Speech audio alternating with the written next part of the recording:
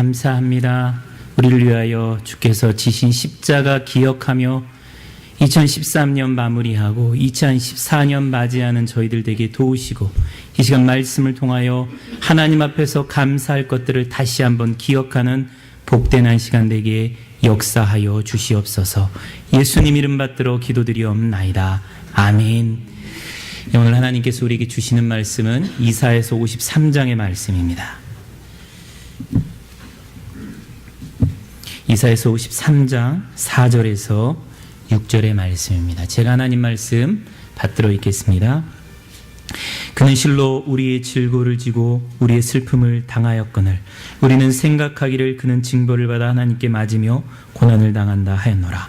그가 찔림은 우리의 허물 때문이요 그가 상함은 우리의 죄악 때문이라. 그가 징계를 받음으로 우리는 평화를 누리고 그가 채찍에 맞음으로 우리는 나음을 받았도다. 우리는 다 양 같아서 그릇 행하여 각기 제 길로 갔거늘 여호와께서는 우리 모두의 죄악을 그에게 담당시키셨도다. 아멘. 하나님의 말씀입니다. 우리 6절 말씀을 한 목소리로 다시 받들어 읽겠습니다. 함께 읽습니다. 우리는 다 양 같아서 그릇 행하여 각기 제 길로 갔거늘 여호와께서는 우리 모두의 죄악을 그에게 담당시키셨도다. 아멘. 오늘은 이사야서 53장 4절에서 6절 말씀을 통해서 내 탓 당신 덕분에 라는 제목으로 함께 하나님의 은혜 나누길 원합니다. 말씀 듣기 전에 다시 한번 옆에 있는 분들과 사랑 인사 나누시겠습니까? 예, 반갑습니다. 예, 평안하셨습니까? 예, 제가 어느 목사님께서 쓰신 글에서 읽은 글인데요. 어느 마을에 이웃이 살고 있었는데 한쪽은 젊은 신혼부부가 살고 있었고 다른 한쪽은 중년 부부인데 자녀들이 있고 또 시부모님을 그러니까 시아버지 시어머님을 모시고 사는 그런 집안이 이웃을 하고 한 마을에 살고 있었답니다. 근데 동네 사람들이 참 이상하게 생각한 것은 이 두 사람밖에 살지 않는 이 신혼부부 집, 맨날 꾀가 쏟아져야 될 이 신혼부부 집에서는 맨날 어그작어그작하는 싸우는 소리가 들려오고 이 대가족, 이 시어머니 모시고 시아버지 모시고 애들하고 같이 사는 이 집에서 시끄러운 소리가 나와야 되는데 항상 웃고 지내고 화목하게 지내고 서로 참 보기 좋게 지내는 모습이었다는 거예요. 동네 사람들이 볼 때도 다 알잖아요. 그래서 이 젊은 신혼부부가 어느 날 이 중년 부부한테 찾아갔어요. 그래서 질문을 했습니다. 어떻게 하면 이 두 분처럼 이렇게 화목한 가정, 정말로 시끄러운 소리도 한 번 안 나고 이런 아름다운 가정을 이룰 수 있겠습니까? 물었어요. 이 중년 부부의 남편이 그렇게 대답을 했다고 합니다. 제가 생각할 때 그 집안이 조금 시끄러운 것은 두 분이 다 너무 착한 사람이기 때문이고 우리 집에는 다 나쁜 사람만 살고 있기 때문에 우리 집안은 조용한 것 같습니다. 그러니까 이 젊은 부부가 이상하게 생각한 거예요. 아니 그게 말이 되는 소리입니까? 우리는 착한 사람이기 때문에 서로 싸우고 시끄러운 소리가 나고 당신은 다 나쁜 사람만 모여 살기 때문에 싸우지 않는다니 이게 말이나 되는 소리입니까? 도대체 그게 무슨 의미입니까? 라고 물었어요. 그러자 이 중년의 남자가 이렇게 대답을 해줬습니다. 예를 들자면 우리 집에서 제가 청소를 하다가 화분을 깼을 때 저는 이렇게 얘기합니다. 아유 마누라 미안해. 당신이 아끼는 거 깨서 정말 미안해. 이거 깨진 거 내 탓이야. 그러면 우리 와이프가 이렇게 이어받습니다. 아유 무슨 소리야 여보. 내가 여기다 놔가지고 이게 깨진 거야. 이거 깨진 거 내 탓이야. 내 잘못이야. 그러면 시어머니가 또 이어받아요. 무슨 소리냐 얘들아. 내가 맨날 집안에 있는데 이 늙은이가 이거 치워놨어야 되는데 내가 안 치워놔서 이것이 깨졌구나. 이거 깨진 거 내 탓이야. 내 잘못이구나. 미안하구나. 우리는 항상 내 탓이야. 내 잘못이야. 이렇게 나쁜 사람들만 있어서 싸울 일이 없다. 이렇게 이야기를 했다는 거예요. 그러면 정말 그렇지 않습니까? 많은 경우 다툼과 싸움과 갈등이 있는 이유는 너무 착한 사람, 너무 옳은 사람, 너무 의인들이 많기 때문이에요. 대부분 내가 의인이라고 생각할 때 내 탓이요라고 말하지 못합니다. 내가 의인이라고 생각할 때 뭔가 문제가 있으면 남 탓, 저 사람 탓, 저 사람 때문에 이런 문제가 벌어졌다라고 그렇게 이야기를 하기 쉽습니다. 우리들 가운데 다툼이나 싸움이 있다면 그것은 내가 의인이기 때문에 싸움과 다툼이 일어날 가능성이 많습니다. 진짜 내가 의인이기 때문에, 내가 옳기 때문에 그럴 수도 있지만, 많은 경우 내 잘못은 보지 않고 남의 잘못만 보이고 남의 잘못만 보기 때문에 그렇습니다. 집안에서나 교회에서나 무슨 일이 있으면, 특별히 잘못된 일이 있으면 내가 잘못했다라고 말할 수 있어야 합니다. 네 탓이다라고 얘기하지 않고 내 탓이다라고 해야 문제들이 해결이 돼요. 그런데 참 죄인들에게 이게 어렵습니다. 내 탓입니다. 내 잘못입니다. 이렇게 말하는 것이 너무너무나 어렵습니다. 아까 위에 목사님이 쓰신 글에 이런 답글이 달려있는 것을 읽을 수가 있었습니다. 저는 시어머니와 함께 삽니다. 그런데 어머님은 무엇이든 남 탓, 제 탓을 하십니다. 며느리인 내가 이해해야지 하다가도 너무 화가 날 때가 많습니다. 반면 나는 너무도 내 탓이라 해서 자존감이 떨어지는 사람인데, 예전엔 남 탓이라는 걸 해보지 않았는데 이제는 저도 어느새 남 탓을 하게 됩니다. 슬픈 현실입니다. 이렇게 고백하는 거예요. 남 탓하는 시어머니와 살다 보니까 이 며느리도 이제는 남 탓, 시어머니 탓하는 사람이 되어가고 있는데, 이게 참 서글프다 하는 그런 고백이었습니다. 정말 그런 것 같아요. 내 탓입니다. 그런 사람하고 살면 그래요, 내 탓이에요, 이렇게 전염이 됩니다. 내 탓입니다 이러는 사람한테 그래, 제대로 봤어, 당신 탓이야, 이렇게 하는 사람 참 얼굴이 두껍지 않으면 쉽지 않습니다. 그죠? 내 탓하면 그래, 무슨 당신만 잘못이겠어, 내 잘못도 있겠지, 이렇게 나가는 것이 일반적인 상식들입니다. 그런데 남 탓하는 사람하고 살다 보면 서로 손가락질하게 되어 있어요. 남 탓하는, 당신 탓이야, 이런 사람하고 살다 보면 나도 그래, 당신 탓이야, 이렇게 서로 목소리가 높아가고 남 탓이 닮아가게 되어 있는 것을 보게 됩니다. 특히 일이 잘 안 될 때 더 그렇습니다. 그죠? 그래서 잘 되는 집안은 잘 될 때는 이렇게 얘기하죠. 다 당신 덕분이에요. 잘 되는 집안은 그렇게 얘기해요. 또 안 될 때는, 잘 되는 집안은 다 제 탓이에요, 그렇게 얘기합니다. 그런데 안 되는 집안은 일이 잘 될 때는 그거 내 덕분이지, 일이 안 될 때는 그건 당신 탓이야, 당신 잘못해서 일이 안 풀리는 거지, 그렇게 이야기를 하는 것입니다. 제가 지난 한 해 살면서 좀 아쉽고 섭섭한 거, 그것은 제가 우리 교인들한테 교회가, 우리 가정이, 내가 하나님을 믿게 된 것이 참 목사님 덕분이에요, 이런 소리 한 번도 못 들었다는 거예요. 제가 목회를 제대로 하고 있나 퀘스천을 던져봅니다.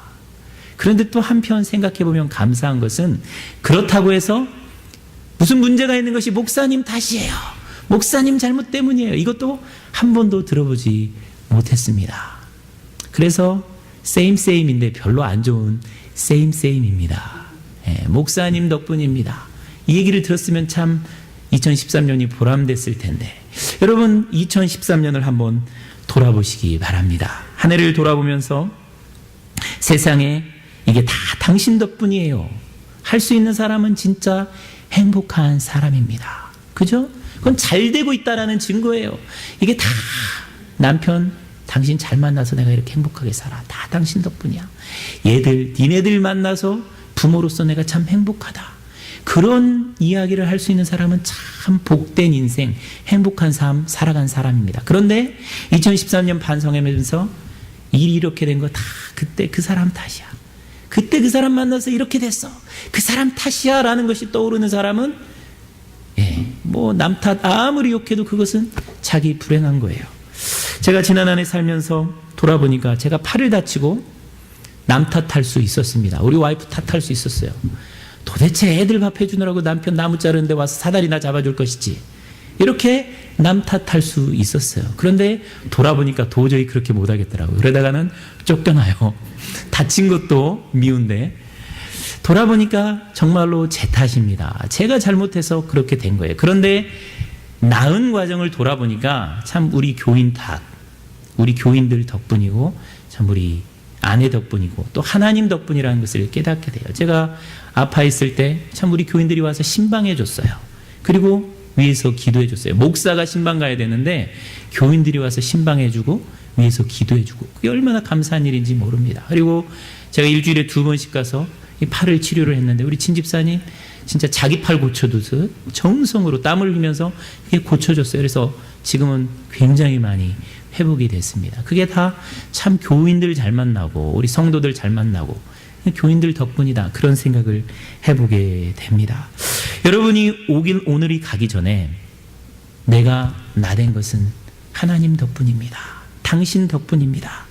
할 수 있는 일들이 무엇인지 한번 깊이 생각해 보시기 바랍니다. 그러면 분명 그런 일들이 있을 거예요. 당신 덕분이에요. 하나님 덕분이에요. 할 수 있는 일들 찾으면 내 마음에 감사와 행복이 있습니다. 그런데 많은 사람들이 좋은 일에만 그렇게 할 수 있을 것이라고 생각을 합니다. 근데 그렇지 않습니다. 다 우리가 어떻게 보느냐, 그리고 어떻게 보는 것은 우리 마음에 달려 있습니다. 옛날에 이런 이야기가 있어요. 며느리를 아주 미워한 시어머니가 항상 며느리한테 기분 나쁠 때 이렇게 얘기했어요. 너는 버선, 옛날에 버선 신었잖아요. 너는 버선을 신었는데 그 버선 신은 발뒤꿈치가 왜 이렇게 계란처럼 못생겼냐? 항상 그렇게 꾸지람을 했다는 거예요. 버선 신은 발에 그 발뒤꿈치가 계란처럼 못생겼다. 그렇게 며느리를 구박했다는. 그런데 며느리가 이뻐 보일 때 똑같은 시어머니가 이렇게 얘기했다는. 너는 버선 신은 발뒤꿈치가 어떻게 계란처럼 이쁘니? 똑같은데 뭐 계란이 바뀝니까? 버선 신은 발이 보입니까? 근데 어머니 마음이에요. 시어머니 마음이에요. 시어머니 마음이 며느리가 사랑스러우면 버선 씨는 발뒤꿈치가 계란처럼 이쁜 거고 며느리가 미우면 그 발뒤꿈치가 계란처럼 못생긴 거예요. 계란 탓이죠. 그게 마음에 있는 겁니다. 우리 마음에 사랑이 있으면 이뻐 보이는 거고 마음에 사랑이 없으면 밉게 보이는 거예요. 그런데 당신 덕분입니다. 사랑이 있어서 참 당신 덕분입니다. 이렇게 이야기하고 사는 그 삶에 능력이 있습니다. 그렇게 고백하면서 살면 정말 놀라운 일들이 벌어져요. 저는 한국의 대통령들 대부분 다 존경하는 편입니다. 잘하신 일들도 있고 못하신 일들도 있지만 한 사람 빼고, 제가 대학생 시절에 대통령 했던 한 사람 빼고 그래도 다 존경하는 편이에요. 공과가 다 있어요. 그런데 그 중에 가장 존경하는 대통령은 여러분이 동의 안 하실 수도 있지만 김대중 대통령입니다. 왜 그런가? 그분은 크리스찬인데 진짜 예수님을 만난 크리스찬이기 때문이에요. 죽음의 고비에서 살아계신 예수님을 진짜 만났어요. 그리고 예수의 정신으로 살아가려고 애썼던 분입니다. 그리고 그분 이 아내 되시는 우리 이희호 장로님도 감리교 장로님이시면서 여성 인권의 신장을 위해서 한국에서 1960년대부터 정말로 애썼던 분이에요. 정말로 본이 되는 아름다운 크리스찬 가정입니다. 김대중 대통령이요, 1971년에 박정희 대통령하고 대선에서 붙었습니다. 근데 50만 표인가 70만 표 차이로 졌어요. 이 박정희 대통령이 되고 나서 김대중 살려뒀다가는 큰일 나겠다 싶어서 교통사고 위장해서 죽이려고 했습니다. 근데 실패했어요. 죽이지 못하자 긴급조치 위반으로 감옥에 보내버렸습니다. 김대중 대통령이 감옥에 가서 사랑하는 가족들과 헤어져서 몇 년을 감옥에서 보냈어요. 그런데 김대중 대통령은 항상 이렇게 이야기하고 다녔습니다. 나는 박정희 씨가 아니었으면 대통령이 될 수 없었을 것이다. 내가 대통령이 된 것은 다 박정희 씨 덕분이다. 그분 덕에 내가 감옥에 가서 500권 이상 책을 읽고 거기서 내가 대통령이 될 수 있는 학식을 얻고 정치적인 식견을 얻고 영어 공부해서 영어도 할 수 있게 됐다. 내가 이렇게 대통령이 될 수 있었던 것은 나를 감옥에 보낸 그분 박정희 대통령 때문이다. 그렇게 이야기를 하고 살았습니다. 내가 그 사람 탓에 고생했다. 내가 그 사람 탓에 정말로 이렇게 다리 절게 됐다. 이렇게 하지 않았다라는 겁니다. 얼마나 위대한 고백입니까? 그런데 더 놀라운 것은 이분이 말로만 그렇게 하지 않았다는 거예요. 1999년 김대중 씨가 대통령에 당선이 되었습니다. 그런데 때마침 1999년에 박정희 기념사업회가 출범을 했어요. 우리 박정희 대통령을 기념하기 위해서 기념관 짓고 동상도 짓고 그분 생가도 새롭게 단장하자 하는 그런 기념사업회가 등장을 했습니다. 그때 만약 대통령이 된 김대중 대통령이 그것을 방해했더라면, 김대중 씨에게 박정희 대통령은 독재자입니다. 자기를 죽이려고 했던 사람이고요, 고문했던 사람이에요. 어떻게 그런 인간의 기념관을 내가 대통령 하는 동안에 세울 수 있어? 절대 안 돼 이러면서 방해했으면 그거 불가능한 일입니다. 그런데 김대중 대통령이 박정희 기념관 건립위원회가 출범했다라는 소식을 듣고 자기 스스로 명예회장이 되었어요. 그리고 자기 측근 중에 측근인 권노갑이라는 이 권노갑 고문을 보내서 거기에 부회장에 앉혔습니다. 그리고 정부에게 협조를 얻어서 200억이라는 엄청난 돈을 기념관에 지원을 해줬습니다. 그때 자기 측근들 가운데 반대하는 사람이 많았어요. 아니 대통령님을 고문하고 구태타한 사람이고 얼마나 많은 사람들 그 사람 때문에 고문당하고 죽었습니까? 그런데 어떻게 그 사람의 기념관을 지어줄 수 있습니까? 그렇게 반대하는 사람들이 많았어요. 그때 김대중 대통령이 권노갑 고문을 불러서 이렇게 말했다고 합니다. 자네와 내가 피해를 가장 많이 받았는데 용서와 화합의 차원에서 꼭 기념사업회에 들어가야 된다. 이것이 하나님이 원하시는 것이다. 그렇게 이야기를 했다라는 겁니다. 이것이 예수의 정신이 아니고 무엇이겠습니까? 나를 죽이려고 한 사람조차 품어주는 정신, 이것이 예수님의 정신이에요. 그런데 예수님의 정신으로 살고자 하면 사람들이 처음에는 오해합니다. 도대체 왜 저 사람이 저러나? 멍청하다고 얘기하고요, 바보라고 이야기해요. 저 사람 배알도 없나? 그렇게 이야기를 해요. 용서해주고 사랑해주려고 하면 사람들이 그렇게 이야기를 하는 것이죠. 그러나 처음에는 오해도 좀 받을 수 있고 손해도 좀 볼 수 있고 또 사람들이 손가락질하는 비난도 받을 수가 있어요. 그러나 그게 나중에 가면 더 큰 열매를 맺게 되는 일들을 종종 자주 보게 됩니다. 지난 2013년 6월 15일에 한국 전라남도 목포에 김대중 노벨 평화상 기념관이 개관을 했어요. 그런데 이 기념관을 건립하는 데 가장 큰 역할을 한 분이 누구냐면 지금 대한민국의 현 대통령인 박근혜 대통령입니다. 박근혜 대통령은 현재 자신의 대변인인 이정현 수석을 이 기념관을 건립하는 발기인으로 참여를 시켰어요. 어떻게 보면 정치적으로 이 두 사람들은 극과 극입니다. 원수지간이에요. 그러나 자기 아버지 기념관을 건립하는 데 가장 큰 도움을 준 김대중 대통령이 죽은 다음에 그 기념관을 건립하는 데 가장 큰 도움을 주는 이가 바로 박정희 대통령의 딸인 박근혜 현 대통령인 거예요. 박근혜 씨가 그렇게 생각한 거예요. 아버지의 기념관을 세워준 것은 김대중 대통령 덕분이다. 그러니까 나도 보훈해야지. 그렇게 된 거예요. 그래서 한화갑 씨나 이런 사람들이 박근혜 씨가 대통령 선거 나갈 때 도와준 거예요. 여러분, 한국이 어떤 나라입니까? 남북이 분단되어 있고 동서로 분열되어 있는 나라가 한국이에요. 그런데 만약 전직 대통령들조차 서로 갈라져서 싸웠으면 이 얼마나 그죠? 기념관 건립하는데 절대 안 된다. 김대중 기념관 건립하는데 절대 안 된다. 이러고 서로 싸웠어 봐요. 국민들 가슴이 찢어지는 거예요. 나라가 다시 한번 나눠지는 겁니다. 그런데 당신 덕분에 내가 대통령 됐고, 그러니까 그거 다 있고 내가 기념관 건립해 주는데 도와주겠습니다. 또 그거 잊지 않고 또 죽은 사람 기념관 건립해 주는 거예요. 당신 덕분에 하다 보니까 그렇게 분열된 나라에 그래도 웃을 수 있는 일들이 벌어지는 것을 볼 수가 있습니다. 당신 덕분입니다. 라는 말이 갖는 능력입니다. 여러분, 좋은 일에 대해 당신 덕분입니다라고 말하고 안 좋은 일에 대해서는 내 탓입니다. 내 잘못 때문에 이렇게 되었습니다. 죄송합니다 말하면 해결되지 않을 문제가 거의 없습니다. 그죠? 해결되지 않을 문제가 하나도 없어요. 여러분, 당신 덕분입니다. 잘못된 일에 대해서 내 탓입니다. 2013년 가기 전에 꼭 그 말 하시기 바랍니다. 남편과 아내에게 내가 이렇게 살아가는 거 그래도 당신 덕분이야. 당신 덕분에 내가 미국에 와서 호강하고 살지. 속으로는 그렇게 아니라 할지라도 말은 꼭 그렇게 하세요. 당신 덕분에 내가 이렇게 살아 감사해. 그 얘기를 하셔야 됩니다.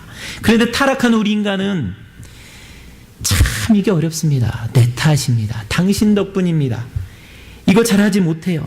창세기 3장을 보면 타락한 인간이 처음 내뱉은 말은 당신 탓, 하나님 탓입니다. 창세기 3장 12절에 아담이 이렇게 이야기합니다. 하나님이 주셔서 나와 함께 있게 하신 여자, 그가 그 나무 열매를 내게 주므로 내가 먹었나이다. 여자가 따먹게 했습니다. 그리고 그 여자를 주신 하나님 때문에 내가 선악과를 따먹게 되었습니다. 자기가 타락한 거, 각기 제 길로 간 탓이 여자 탓, 하나님 탓이에요. 타락한 못난 남자, 어떤 남자가 제일 못난 남자예요? 여자 탓하는 남자, 하나님 탓하는 남자, 못난 남자입니다. 그 타락한 인간이 제일 처음 한 게 여자 탓, 하나님 탓 한 거예요. 그런데 이렇게 남 탓하다 보면 사람을 죽이는 일이 벌어져요. 가인과 아벨이 하나님 앞에 똑같이 제사를 드렸어요. 그런데 하나님께서 가인 것은 받지 않으시고 아벨 것은 받으셨어요. 그러면 가인이 왜 내 것은 안 받았을까 질문을 하면 내가 뭔가 실수했나 보다, 잘못했나 보다, 내가 좀 행실이 바르지 못했나 보다, 그러니 다시 드려야지, 이렇게 생각하는 것이 당연한 거예요. 자기를 돌아보는 것이 당연한 거예요. 그런데 가인은 그렇게 생각하지 않았어요. 나 혼자만 있으면 내 거 하나님이 받을 수밖에 없을 텐데 요놈의 아벨이 있어서 아벨 것을 받았구나, 요놈 죽여버리면 내 것만 받으시겠지. 그래서 아벨 탓을 하고 아벨을 죽여버리는 거예요. 이게 우리 인간이에요. 남 탓하면 결국 남을 죽이는 일을 하게 되는 것입니다. 자기 불행이 왜 남 탓입니까? 자기 탓이죠. 그런데 우리 인간, 타락한 인간, 모두 나쁜 것은 다 남 탓입니다. 그런데 이것이 악마의 전술이에요.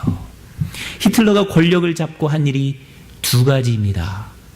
히틀러가 권력을 잡고 한 일이 남 탓하는 일인데 그 남 탓하는 것이 두 가지로 나타났어요. 1차 세계대전에 독일이 패망 하고 그 인플레이션 때문에 백성들이 고통받는 것은 두 사람들 때문이다. 하나는 유태인들 때문이고 다른 하나는 공산주의자들 때문이다. 그래서 내부적으로는 유태인들을 죽이는 일을 했고요, 외부적으로는 폴란드와 러시아를 침공하는 일을 했습니다. 그것이 2차 세계대전이에요. 남 탓하다가 유대인들 600만 명 죽이고 2차 대전 일으켜서 수천만 명이 죽게 되는 일이 벌어진 거예요. 남 탓하는 거 가벼운 일이 아닙니다. 이것은 악마의 전술이에요. 남 탓하다 보면 그 과정에서 반드시 남이 상처받는 일이 벌어집니다. 그 남만 상처받는 것이 아니라 그 안에 얽힌 사람이 상처받게 돼요. 그리고 결국에는 자기가 상처받아 죽는 일이 벌어지는 거예요. 그래서 사탄은 계속 남 탓하게 하는 것입니다. 남 탓의 피와 문제를 가장 잘 아신 분이 우리 하나님이십니다. 우리 하나님이 남 탓하다 보면 얼마나 큰 문제가 일어나는지를 잘 아셨어요.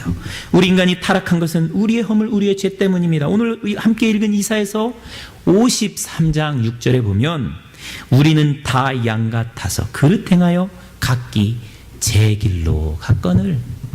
제 길로 간 건 자기입니다. 타락한 건 우리 자신이에요. 내가 내 길을 선택해서 타락의 길로 걸어간 것이죠.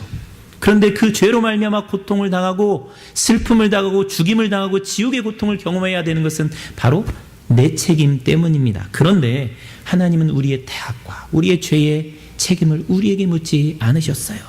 마치 그것이 하나님 탓인 것처럼 여기셨어요. 그래서 아들 예수를 보내셔서 우리의 죄를 담당하게 하셨습니다.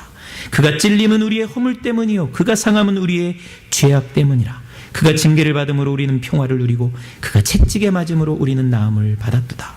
여호와께서는 우리 모두의 죄악을 그에게 담당시키셨도다. 이것이 십자가의 비밀입니다. 남 탓하지 아니하고 인간 탓하지 아니하고 인간의 모든 죄악을 대신 담당하신 것, 이것이 십자가입니다. 십자가의 정신, 결국 하나님은 인간에게 죄값을 묻지 아니하시고 자기 자신이 담당하시고 죽으신 거예요. 이 십자가의 구원을 경험한 사람들은 이렇게 고백합니다.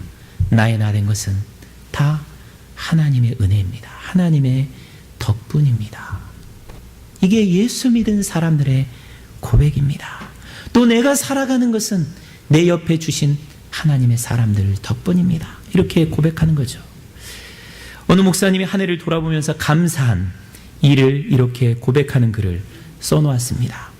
그 예전 허리 통증으로 산송장되어 조금도 움직이지 못했을 때 출석하던 교회의 집사님 한 분이 지나다 들렀다며 내 손을 잡고 기도해 주셨습니다. 기도 내용은 조금도 기억나지 않지만 손을 통해 전달된 따뜻함과 간절함은 기억 속에 그대로 남아 있습니다. 집사님은 기도가 끝나자마자 내 손을 한번 힘주어 꼭 잡아주고서는 아무 말 없이 일어나 가셨습니다. 기도에는 아무 말 없이. 저는 그 사랑을 잊을 수가 없습니다. 이렇게 고백하는 거예요. 그 목사님이 힘든 이민 목회 가운데 그래도 승리할 수 있었던 것은 그렇게 이름 없이 손 꼭 잡아주고 기도해 주었던 집사님들, 교인들 덕분이다라고 그렇게 고백하는 것을 이 감사절에 써놓은 것을 읽을 수가 있었습니다. 사랑하는 성도 여러분, 우리가 구원받은 것 다 하나님 덕분입니다. 그리고 내가 여기에 있는 것 다 하나님의 은혜고 우리 주위에 있는 사람들 덕분입니다. 이게 다 당신 덕분이야 라고 고백할 수 있는 사람은 참 복받은 사람, 행복한 사람입니다. 그리고 그 사람보다 더 복되고 행복한 사람은 이게 다 당신 덕분이야 라고 했을 때 그 당신이 되는 사람이에요. 그죠? 이게 다 당신 덕분이야 라고 했을 때 그 당신 주인공이 되는 사람, 그 사람이 가장 복받은 사람인 줄 믿습니다.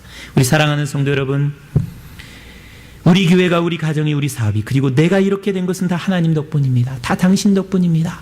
그 고백할 수 있는 복된 성도들 되시기를 주의 이름으로 축원드립니다. 잘못이 있을 때는 내 탓이요, 잘된 일이 있을 때는 당신 덕분, 하나님 덕분입니다.